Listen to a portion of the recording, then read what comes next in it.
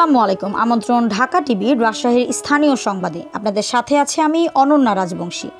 সংবাদের শুরুতে জানিয়ে দিচ্ছি সংবাদ শিরোনাম। দয়া করে চাঁদাবাজি, দুর্নীতি, ঘুষ বাণিজ্য করবেন না। রাজশাহীর কর্মী সম্মেলনে বলেছেন জামায়াতের ইসলামীর আমির ডক্টর শফিকুর রহমান। আমাদের ঢাকা টিভির রাজশাহীর প্রতিনিধি মোহাম্মদ সিহাবুল আলম সম্রাটের তথ্যচিত্রে বিস্তারিত। শনিবার সকালে জামায়াতের ইসলামীর রাজশাহী মহানগর ও জেলার কর্মী সম্মেলন অনুষ্ঠিত হয়। এতে প্রধান অতিথি হিসেবে উপস্থিত ছিলেন বাংলাদেশ জামায়াতে ইসলামের আমির ডক্টর শফিকুর রহমান। প্রধান অতিথি তার বক্তব্যে বলেন, রাজশাহীর 5 আগস্টের পর কোনো চাঁদাবাজি আছে, দুর্নীতিবাজ আছে, ঘুষ বাণিজ্য আছে? যদি থেকে থাকে তবে আমাদের কাছে অনুরোধ এসব ছেড়ে দেন। দয়া করে চাঁদাবাজি, দুর্নীতি, ঘুষ বাণিজ্য করবেন না। আমাদের বিনীত অনুরোধ, যদি কেউ না মানেন তাহলে বলতে চাই আমাদের যুদ্ধ শেষ হয়নি। ইনসাফ কায়েম না হওয়া পর্যন্ত এই আন্দোলন চলবে। আবু সাঈদের যুদ্ধ এখনও শেষ হয়নি। রাজশাহী মহানগরের সেক্রেটারি এমাজউদ্দিন মণ্ডল ও সহকারী সেক্রেটারি শাহাদাত হোসেন এবং জেলা সেক্রেটারি গোলাম মর্তুজা ও সহকারী সেক্রেটারি নুরুজ্জামান লিটনের পরিচালনায় সম্মেলনে সভাপতিত্ব করেন জেলা আমির ডক্টর কেরামত আলী। বিশেষ অতিথি বক্তব্য রাখেন কেন্দ্রীয় নায়েবে আমির অধ্যাপক মুজিবুর রহমান, সহকারী সেক্রেটারি জেনারেল মাওলানা রফিকুল ইসলাম খান, ঢাকা মহানগরী দক্ষিণের আমির ও কেন্দ্রীয় নির্বাহী কমিটির সদস্য নুরুল ইসলাম বুলবুল, কেন্দ্রীয় নির্বাহী পরিষদ সদস্য ও রাজশাহী অঞ্চল পরিচালনার অধ্যক্ষ মোহাম্মদ শাহাবুদ্দিন। অন্যদের মধ্যে বক্তব্য রাখেন কেন্দ্রীয় সাংগঠনিক সেক্রেটারি অধ্যাপক রফিকুল ইসলাম, কেন্দ্রীয় কর্ম পরিষদ সদস্য অধ্যক্ষ নজরুল ইসলাম, পাবনা জেলা আমির আবু তালেব মণ্ডল, চাঁপাইনবাবগঞ্জ জেলার আমির আবু জাফর গিফারি, নাটোর জেলার আমির ডক্টর মীর নুরুল ইসলাম, নওগাঁ জেলার আমির খন্দকার মোহাম্মদ আব্দুল রাকিব, বাংলাদেশ খেলাফতে মজলিস রাজশাহী মহানগর সভাপতি মুফতি মোহাম্মদ আবুল বাশার, হেফাজতে ইসলাম বাংলাদেশ রাজশাহীর আহ্বায়ক মাওলানা হাবিবুর রহমান কাশেমি। স্থানীয় নেতাদের মধ্যে বক্তব্য রাখেন রাজশাহী মহানগর জামায়াতে নায়েবে আমির অ্যাডভোকেট আবু মোহাম্মদ সেলিম, রাজশাহী জেলা নায়েবে আমির মাওলানা আব্দুল খালেক, ইসলামী ছাত্রী শিবির রাজশাহী বিশ্ববিদ্যালয় শাখা সভাপতি মোস্তাকুর রহমান জাহিদ, রাজশাহী মহানগর সভাপতি মোহাম্মদ শামীম উদ্দিন, বৈষম্য বিরোধী আন্দোলনের সমন্বয়ক নওশাদ জামান, রাজশাহী মহানগরী সহকারী সেক্রেটারি অধ্যক্ষ মাহবুবুল আহসান বুলবুল, শ্রমিক কল্যাণ সভাপতি অধ্যাপক আব্দুস সামাদ, রাজশাহী জেলা সহকারী সেক্রেটারি অধ্যক্ষ নাজমুল হক, জেলা শ্রমিক কল্যাণ সভাপতি অধ্যাপক কামরুজ্জামান, রাজশাহী মহানগরীর সাংগঠনিক সেক্রেটারি জসিমউদ্দিন সরকার, শিবিরের রাজশাহী জেলা পূর্ব সভাপতি মোহাম্মদ রুবেল আলী, রাজশাহী জেলার পশ্চিমের সভাপতি মোহাম্মদ ইলিয়াস হোসেন, রাজশাহী বিভাগের ওলামা সেক্রেটারি মাওলানা মোহাম্মদ নুরুল আমিন, রাজশাহী জেলার মাদ্রাসা শিক্ষক পরিষদের সভাপতি মাওলানা FM ইসমাইল আলম, রাজশাহী মহানগর যুব বিভাগীয় সেক্রেটারি সালাউদ্দিন আহমেদ স্বাগত বক্তব্য রাখেন রাজশাহী জেলার আমির অধ্যাপক আব্দুল খালেক। সম্মেলন উদ্বোধন করেন জুলাই বিপ্লবের শহীদ সাকিব আঞ্জুমের গর্বিত পিতা মইনুল হক। এবার ভিডিওর প্রধান অতিথি বিস্তারিত বক্তব্য দেখুন। শেষ যে আয়াতটি নাজিল করেছেন মেহেরবানি করে মিনার ময়দানে রাসূল করিম সাল্লাল্লাহু আলাইহি ওয়াসাল্লামের জীবনের শেষ হজে আইয়ামে তাশরিকের সময়ে সেই আয়াত দ্বারা আল্লাহ তাআলা বিশ্ববাসীকে এই নিয়ামতের কথা স্মরণ করিয়ে দিয়েছেন। সূরা মায়েদার 3য় আয়াত একটি লম্বা আয়াত। এই আয়াতের অংশ বিশেষ আল্লাহ তাআলা স্পষ্ট করে বলেছেন, আল-ইয়াওমা আকমালতু লাকুম দীনাকুম ওয়া আতমামতু আলাইকুম নি'মাতি ওয়া রাদিতু লাকুমুল ইসলাম দীনা। আজ আমি তোমাদের জন্য আমার দিনকে পূর্ণ করলাম, কামেল করে দিলাম। ওয়া আতমামতু আলাইকুম নি'মাতি, আর আমার পক্ষ থেকে তোমাদের জন্য যত নিয়ামত, সব কিছুর ভান্ডার এই দিন, এই ইসলাম, এই কোরআনকে বানিয়ে দিলেন। ওয়া রাদিতু লাকুমুল ইসলাম দীনা, আল্লাহ সন্তুষ্ট চিত্তে চয়ন করে নিয়েছেন, নির্বাচিত করেছেন তোমাদের জীবনযাপনের ব্যবস্থা হিসাবে একমাত্র ইসলাম। অন্য আয়াতে আল্লাহ তাআলা বলেছেন ইন্নাদ-দীনা ইনদাল্লাহিল ইসলাম, আল্লাহ তাআলার কাছে গ্রহণযোগ্য জীবন ব্যবস্থা হচ্ছে ইসলাম। বর্তমানে দুনিয়ায় বিভিন্ন ধরনের মতবাদ চালু আছে, কোথাও সমাজতন্ত্র, কোথাও ধর্মনিরপেক্ষতা, কোথাও পুঁজিবাদ, কোথাও আবার আছে ফেসিবাদ। এগুলা সব মানুষের গড়া। আমরা এখানে যারা বসে আছি, আসমানের নিচে জমিনের উপরে যারা বসবাস করে, শুধু মানুষ নয়, সমস্ত সৃষ্টি, তাদেরকে কে সৃষ্টি করেছে? কে করেছেন? তার সৃষ্টিতে তার সাথে আর কেউ শরীক আছে? তাওহীদের মালিক আল্লাহ রাব্বুল আলামিন একাই সৃষ্টি করেছেন। তো যিনি সমস্ত বিচিত্র প্রাণী এবং উদ্ভিদ জগৎ, জীবিত এবং মৃত সব কিছুকে সৃষ্টি করেছেন, তার চাইতে আমাদের প্রয়োজন কেউ কি বেশি জানে? নিশ্চয়ই জানে। যিনি মহব্বত করে পয়দা করেছেন, তার চাইতে আমাদের বড় শুভাকাঙ্ক্ষী কেউ হতে পারে? অবশ্যই পারে। আল্লাহ তাআলা তার সকল জাত এবং সিফাতে সব কিছুর ঊর্ধ্বে একক, তার কোনো সমকক্ষ নেই। সূরা ইখলাসে বারবার আমরা সেই কথাটাই পড়ি। তার জাত এবং সিফাতের সাক্ষ্য দেই, এমনকি তার কোনো বংশধারও আলাদা নেই। সকলেই তার গোলাম, সকলেই তার বিনীত প্রজা। আল্লাহ তাআলার উলুহিয়তে, রুবুবিয়তে, আল্লাহ তাআলার কুদরতে কারো সামান্যতম কোনো অংশীদারিত্ব নেই। বাংলাদেশ জামাতে ইসলামী সেই আল্লাহকেই একমাত্র মালিক হিসাবে কবুল করেছে। আমাদের অপরাধ, আমরা কেন বললাম যে সমস্ত ক্ষমতার মালিক একমাত্র আল্লাহ তাআলা, সার্বভৌমত্বের একমাত্র অধিকারী আল্লাহ? বিগত সরকার এই অপরাধে নির্বাচন কমিশন থেকে আমাদের নিবন্ধন কেড়ে নিয়েছে। তারা আল্লাহর সার্বভৌমত্ব মানে না। তারা মনে করেছিল নিজেই সার্বভৌম। সার্বভৌম মানে সর্বময় ক্ষমতার মালিক। তো এত ক্ষমতার মালিক তো দেশ ছেড়ে পালালেন কেন? সেই ক্ষমতার দাপটে কিয়ামত পর্যন্ত টিকে থাকার চেষ্টা করতেন। অতএব আপনাদের কল্যাণ, আপনাদের পরাজয় এটা প্রমাণ করেছে সর্বময় ক্ষমতার মালিক একমাত্র আল্লাহ রাব্বুল আলামিন। এও আমার কথা নয়, এটাও আল্লাহ তাআলার কথা। ক্ষমতা দেওয়ারও মালিক আল্লাহ, নেওয়ারও মালিক আল্লাহ। ইজ্জত দেওয়ারও মালিক আল্লাহ, আবার ইজ্জত কেড়ে নেওয়ার মালিকও আল্লাহ। আল্লাহ তাআলার ভাষায় কুলিল্লাহুম্মা মালিকাল মুলকি তুতিল মুলকা মান তাশা ওয়া তানজিউল মুলকা মিম্মান তাশা ওয়া তুইজ্জু মান তাশা ওয়া তুযিল্লু মান তাশা বিয়াদিকাল খায়র ইন্নাকা আলা কুল্লি শাইইন কাদির। সমস্ত মুলকিয়ত বাদশাহের মালিক কে? সে মহান আল্লাহ বলছেন, দুনিয়ার বিভিন্ন অংশে, খণ্ডে, জায়গায় আমি ছোট ছোট এখতিয়ার দিয়ে থাকি, ছোট ছোট মুলকিয়ত দিয়ে থাকি, যেন মানুষ সেখানে মানুষের উপর ইনসাফ কায়েম করে। আল্লাহু ইয়া'মুরুকুম বিল আদলি ওয়াল ইহসান, আল্লাহ তোমাদেরকে নির্দেশ দিচ্ছেন তোমরা যেন ন্যায় বিচার প্রতিষ্ঠা করো, আর মানুষের প্রতি তোমরা যেন সম্মান দেখাও, ইহসান করো। এটা আল্লাহর হুকুম।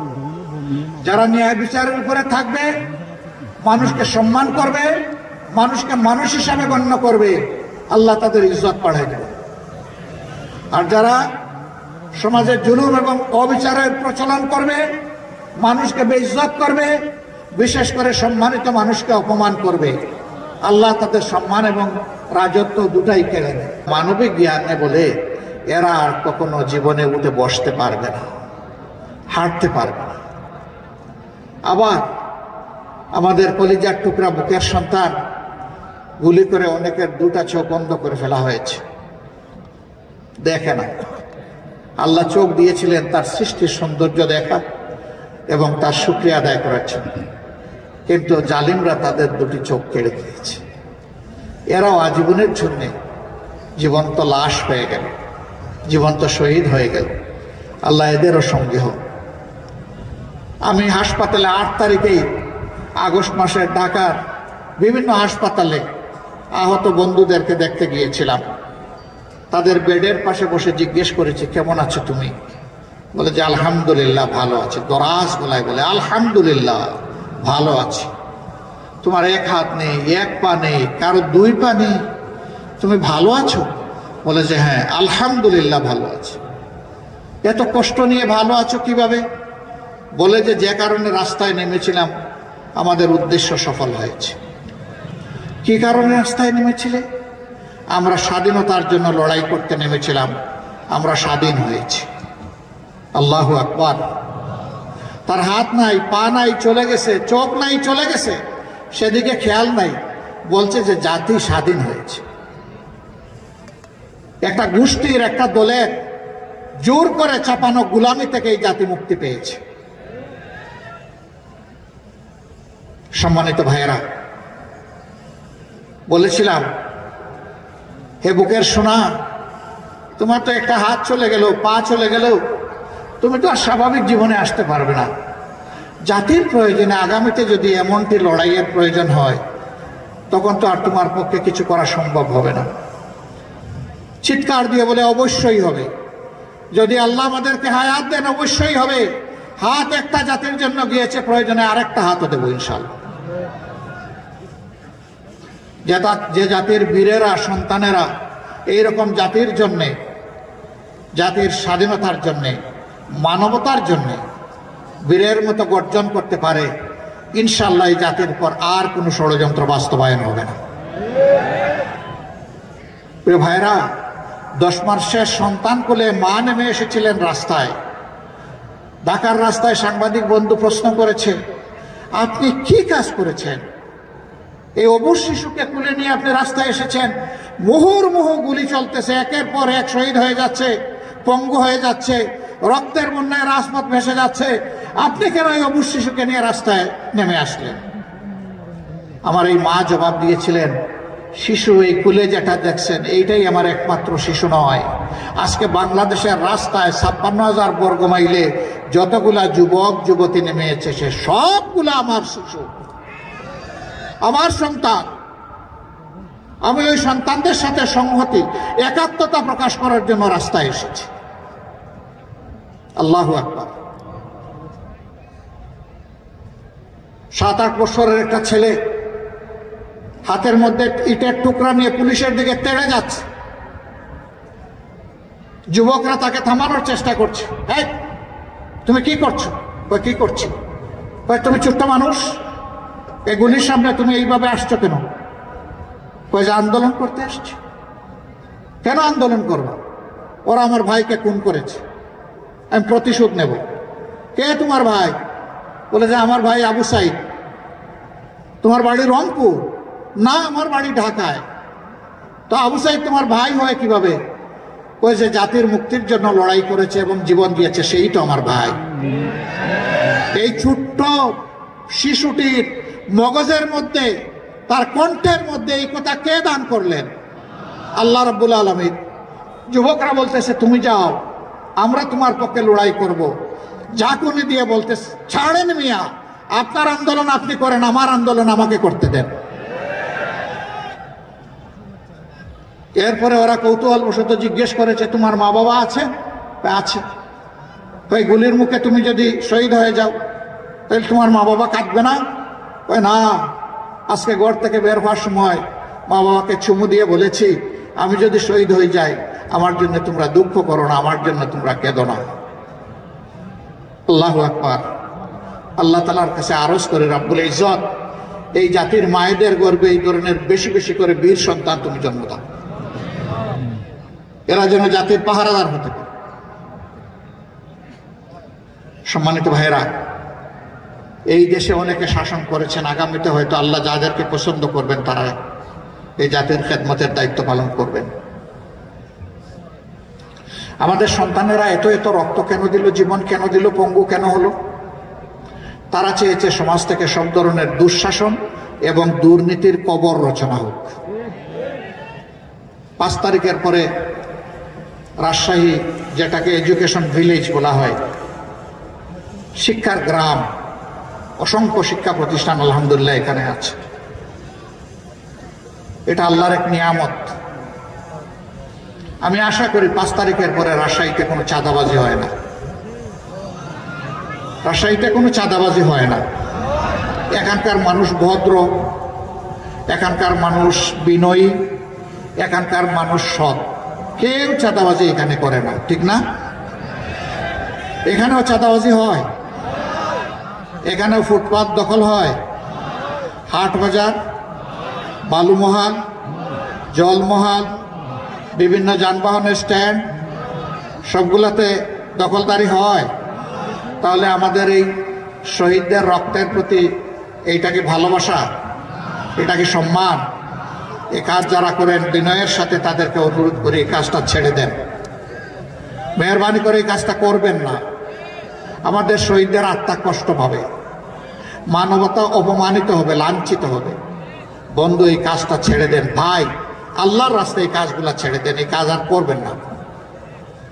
অফিস আদালতে যারা ঘুষ বাণিজ্য করেন, আবার মামলা বাণিজ্য অনেকে করেন, তাদের প্রতি আমাদের আন্তরিক অনুরোধ, ভাই কাজগুলা করিয়েন না। আমাদের শহীদদের আত্মা কষ্ট পাবে। আর আমাদের জীবন্ত সন্তানেরা যারা শহীদ হওয়ার নিয়ত করে ঘর থেকে বের হয়ে রাস্তায় সেদিন লাখো লাখো সন্তান, কোটি কোটি সন্তান নেমেছিল, তারা অন্তরে বড় কষ্ট পাবে। তাদেরকে কষ্ট দেবেন না মেহেরবানি। তবে যদি আমাদের এই বিনয়ী অনুরোধ কেউ না মানে, তাহলে তাদের জেনে রাখা উচিত যুদ্ধ আমাদের শেষ হয়নি। আমাদের সন্তানেরা স্লোগান দিচ্ছে এখনো, আবু সাইদ মুগ্ধ, শেষ হয়নি যুদ্ধ। আপনারা আমার সাথে বলবেন, আবু সাইদ মুগ্ধ, এ লড়াই চলবে ইনশাআল্লাহ। কতক্ষণ? যতক্ষণ না ইনসাফ এই জমিনে কায়েম হয়। আর ইনসাফ কায়েমের গ্যারান্টি একমাত্র আল কোরআন দিতে পারে, আর কিছুই দিতে পারে। এই কোরআনিক শাসন সকল ধর্মের, সকল দলের, সকল বর্ণের মানুষের জন্য একমাত্র ইজ্জতের গ্যারান্টি। এই কোরআনের শাসন কায়েমের মধ্য দিয়ে একটা মানবিক বাংলাদেশ আমরা করতে চাই, দুর্নীতি এবং দুঃশাসন মুক্ত বাংলাদেশ করতে চাই। অন্য ধর্মের ভাইদেরকে আমরা আমাদের ভাই হিসাবে দেখি, কারণ একই আদম এবং একই হাওয়া আলাইহিস সালামের আমরা বংশধর। শয়তান আমাদেরকেও ধোঁকা দেয়, অনেককেই ধোঁকা দেয়। শয়তানের ষড়যন্ত্রে পড়ে অনেকে তার প্রভুকে ভুলে যায়। আমাদের রুট, আমাদের উৎস, আমাদের মূল এক জায়গায়। আমরা মানুষকে ঘৃণা করি না, হিংসা করি না। আমরা মানুষকে মানুষ হিসাবে সম্মান করি। মানুষের দুঃখে কষ্টে চেষ্টা করি সাড়া দেওয়ার, এটাও চেষ্টা করি সবার আগে সাড়া দেওয়ার। কেন? কারণ আল্লাহর হাবিব বলেছেন, খায়রুন নাস মান ইয়ানফাউন নাস, মানুষের মধ্যে তারাই উত্তম যারা মানুষের কল্যাণে সবসময় ব্যস্ত থাকে। আল্লাহ যেন এই তৌফিক আজীবন কিয়ামত পর্যন্ত আমাদেরকে দান।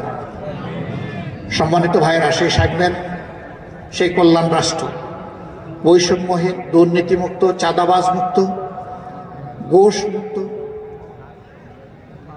একটি ন্যায় ইনসাফের বাংলাদেশ গড়েই আমরা মানবিক বাংলাদেশ করতে চাই।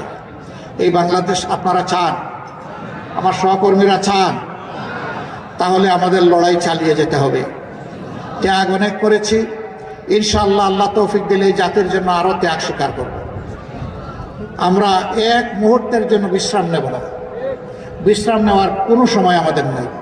এই জীবন খুব ছোট, কাজ অনেক বড়। সেই কাজগুলো যেন সমাধা করতে পারি, আল্লাহ যেন তৌফিক দান করেন।